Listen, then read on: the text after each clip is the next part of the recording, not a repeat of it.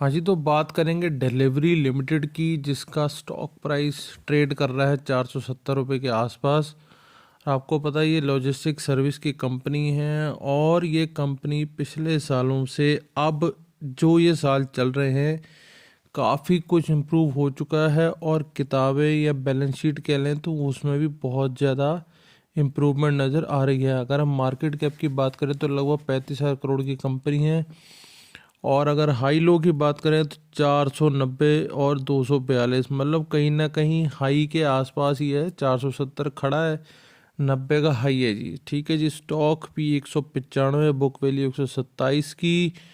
और नीचे आते हैं, थोड़ा पी रेशियो को समझते हैं, तो आप ये देखो लगभग लगभग इम्प्रूवमेंट होती नज़र आ रही है। तो अब अगर के इनके पीयर्स को समझ ले, पीयर का मतलब होता है जो इसके जैसी ही कंपनी और हैं इसी बिजनेस के अंदर, तो आप ये चीज़ देख सकते हैं।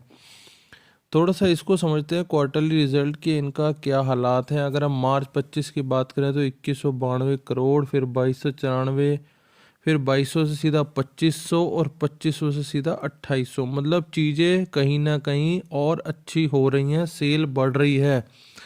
ऑपरेटिंग प्रॉफिट भी आप ये देखोगे बढ़ता ही जा रहा है, 68 से सीधा 209 हुआ है।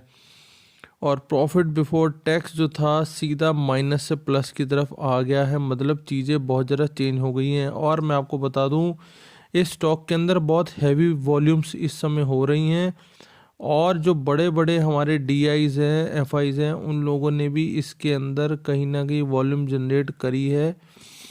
तो सेल्स अगर देख लें तो मार्च में 7200 की सेल, 23 मार्च में, ऐसे ही मार्च 24 में 8100 की, और मार्च 25 में 89 की। तो मतलब 72 से 81 लगभग 100 का, और इधर से 89 लगभग।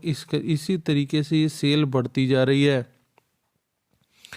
और प्रॉफिट बिफोर टैक्स की बात करोगे तो वो भी लगभग माइनस से प्लस की तरफ आता जा रहा है, आगे चलता जा रहा है अगर हम इसको ईयर ऑन ईयर समझे तो।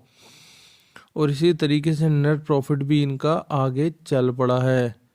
और आगे चलते हैं, थोड़ी बैलेंस शीट को समझते हैं। इक्विटी कैपिटल वहीं की वहीं है, थोड़ी बढ़ाई है। रिजर्व्स भी थोड़े अच्छे करे हैं, इम्प्रूव हुए हैं।